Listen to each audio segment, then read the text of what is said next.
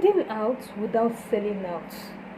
In Daniel chapter 1 verse 8, he said, Daniel proposed in his heart that he will not defile himself with a portion of the king's meat. He proposed in his heart. The circumstances that comes his way, he doesn't say because of that he will do what? He will compromise. He proposed in his heart that he will not defile himself with a portion of the meat, king's meat. How many of us have that decision? Have proposed in your heart? How many of us come out and stand firm that no matter what challenges that comes my way, I will stand my ground, I will not fall. I will not compromise. Remember Joseph, when the Potiphar wife tell him to come and sleep with her, he proposed in his heart. He said, how can I do this wickedness and sin against God? And he flee. Even though they threw him inside the prison, he did not say because of that he will compromise. No. And we all see where God took him to. He made him the head over all his enemies. They bow down before him. So your challenges that you are facing, the challenges that it comes your way, does not give you the right to compromise. You can stand out without selling out. No matter what comes your way, that doesn't give you the right to go and displease God, to go and defile yourself because of what you need. Yeah? You go into prostitute.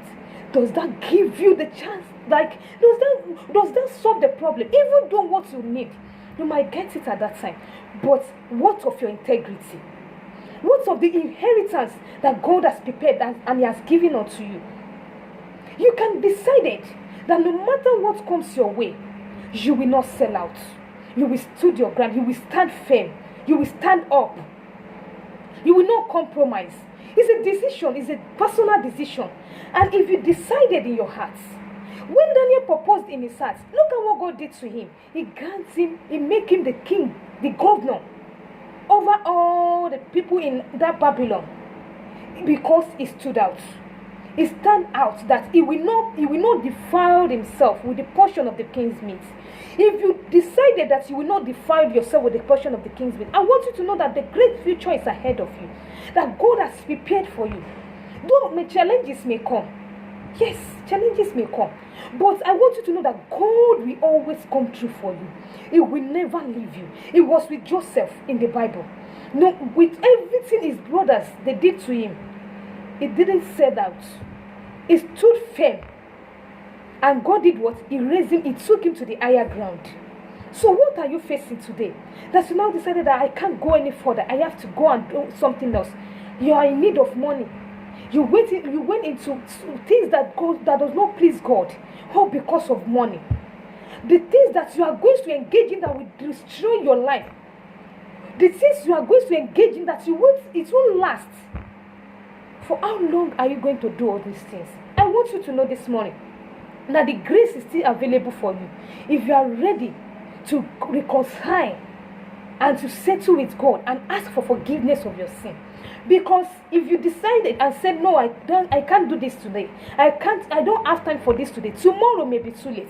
Where are you going to spend your eternity? That is the most important thing. With everything you have, with everything you are engaged in, where are you going to spend that eternity? You can still make your way right with God today.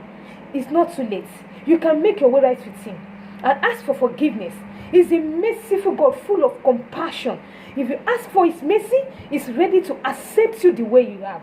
He will accept you the way you are, and He will forgive you all your sin. Why don't you make your way right with Him today before it is too late? Reconcile today. Ask for forgiveness and confess all your sin, and let Him, turn all your mess into mercy and beautify everything about your life. And I pray as you do so, the Lord will bless you in the name of Jesus. God bless you.